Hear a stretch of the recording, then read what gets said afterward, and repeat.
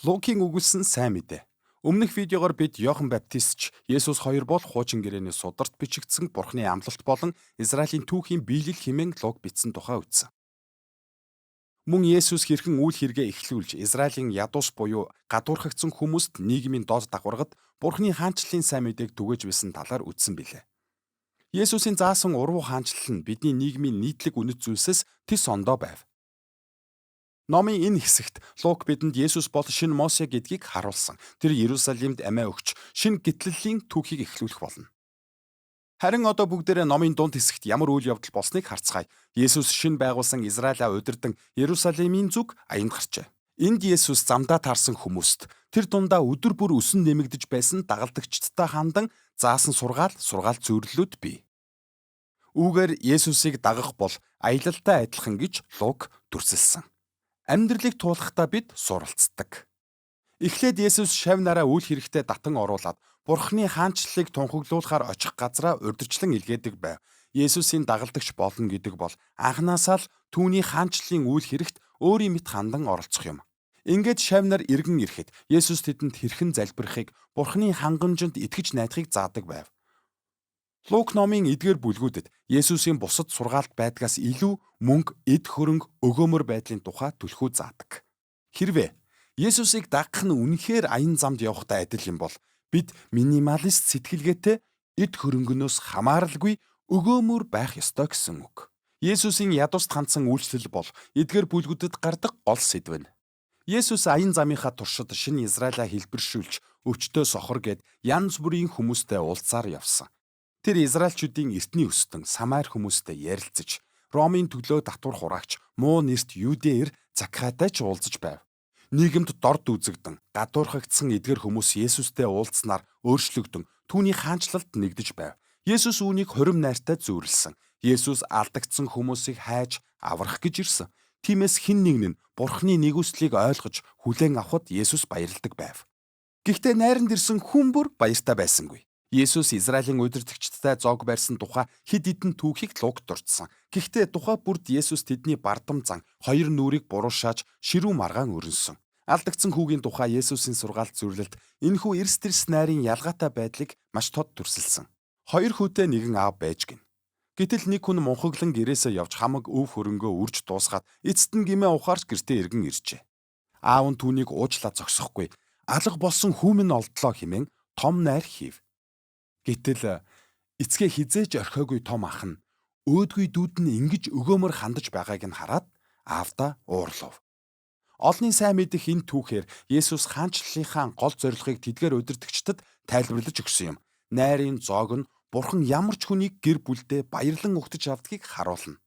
Хамгийн гол нь даруугаар гимээсээ эргэж гимших явдал юм.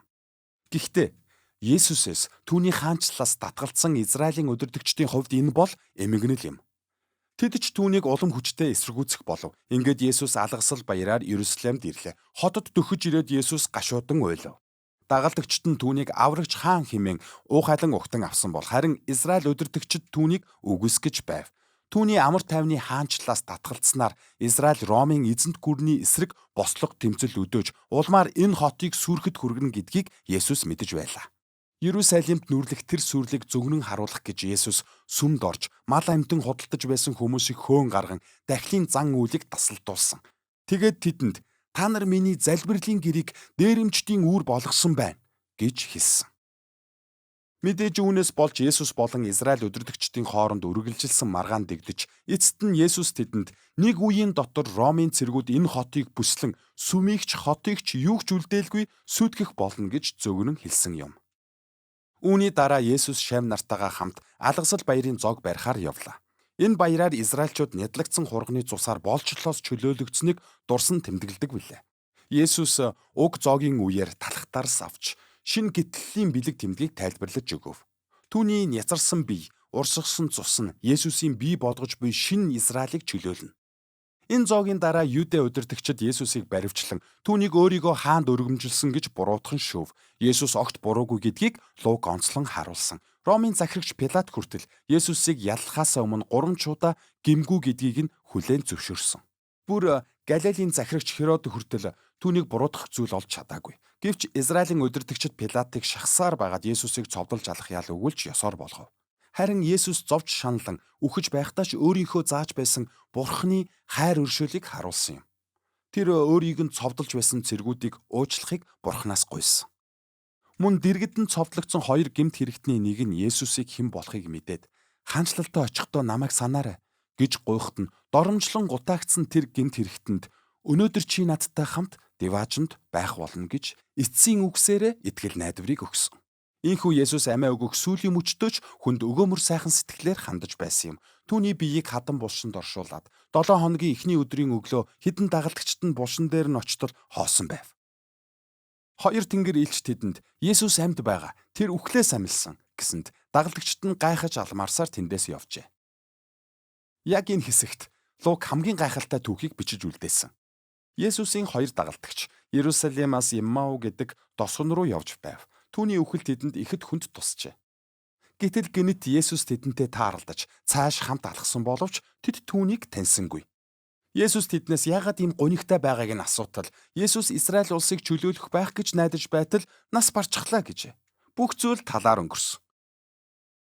Гэтэл оройн хоолн дээр Есүс алгасал баярын зоогон дээрх шиг талх аван хуваахад тэд түүний хэн болохыг нь сая л танив.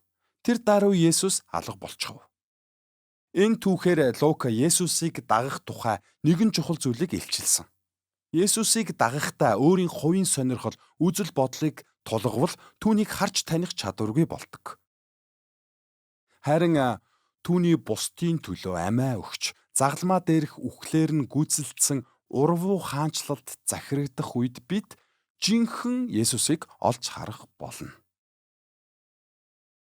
Энэ ном өөр нэгэн оройн зоогоор төгсдөг. Есүс шав нарийнхаа дунд үзэгдэн болж өнгөрсөн бүхэн хэрхэн Бурхны төлөвлөгөө байсныг хуучин гэрээний бичээсээс тайлбарлаж өгөв. Месиа ирж Израилийн гэм нүглийн төлөө зовлон идэлж, амиа өгснөөр бузар мууг ялж үхлээс амилан Израилийн хаан болсон. Харин одоо 2 дугаар бүлэгт иш үзүүлэгч Симеоны зөвгөнсөн ёсоор Есүсийн хаанчлал Израилаас хальж Бурхны уучлалыг бүх үндэстэнд тунхаглан хүн бүрийг Есүсийг дагахад урих болно. Гэхдээ Есүс шав нартаа ариун сүнс ирж тэдэнд энэ үүргийг биелүүлэх хүч өгтөл Иерусалимд хүлээх гэсэн. Иймээс бид Лукийн бичсэн 2 дахь ном болох Үйлс номыг унших хэрэгтэй. Энэ бол Лукийн өгүүлсэн сайн мэдээ байлаа.